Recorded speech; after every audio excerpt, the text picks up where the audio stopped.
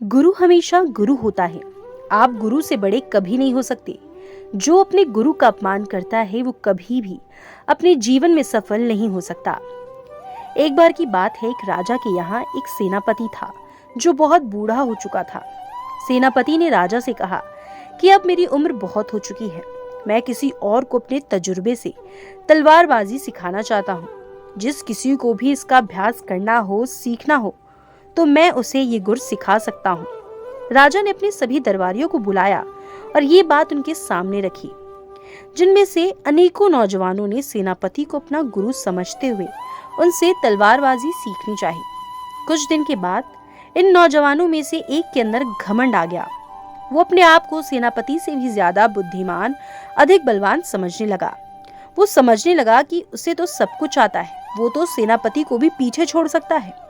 तो उसने राजा के पास जाकर राजा से कहा कि मुझे आपके सेनापति से भी ज्यादा तलवारबाजी आती है, तो आप मुझे ही अपना सेनापति चुन लें। और घमंड में आते हुए कहा, अगर आपको कोई शक है तो आप अपने सेनापति से मेरा एक मुकाबला करवा लीजिए। आपको यकीन हो जाएगा कि कौन ज्यादा तलवारबाजी जानता है। राजा ने थोड़ा सोचा और मुकाबले के लिए हाँ कर दी। राजा ने ये बात अपने सेनापति को बताई कि एक नौजवान आपसे मुकाबला करना चाहता है, जो आपका ही एक चेला है।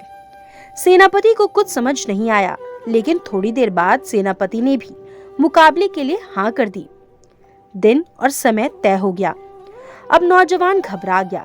वो सोचने लगा कि इतना बुढ़ा सेनापति मुझसे मुकाबला करने के लिए तैयार हो गया, अब मैं क्या करूंगा। वो सेनापति के हर कार्य को ध्यान से देखने लगा।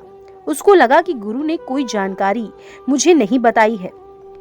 अगले दिन गुरु लोहार के पास गया और बोला, एक 15 फुट लंबी मियान बनाए। वो नौजवान भी इस बात को गौर से देख रहा था।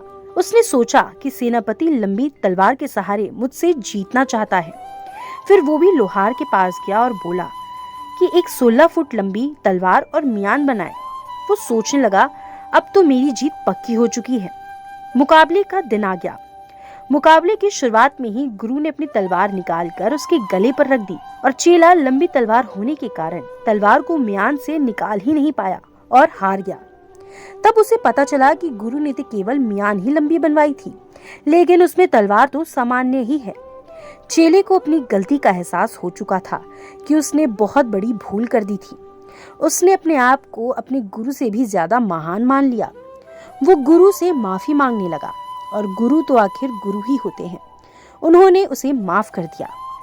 दोस्तों, इस छोटी सी कहानी से हमें ये सीख मिलती है कि कभी भी अपने गुरु या अपने से बड़ों का अपमान नहीं करना चाहिए। अपने आप को ये नहीं समझना चाहिए कि वो सब कुछ सीख चुका है, क्योंकि इंसान कितना भी बड़ा हो जाए, कितना भी सीख ले, लेकिन वो सब कुछ कभी नहीं सीख पाता।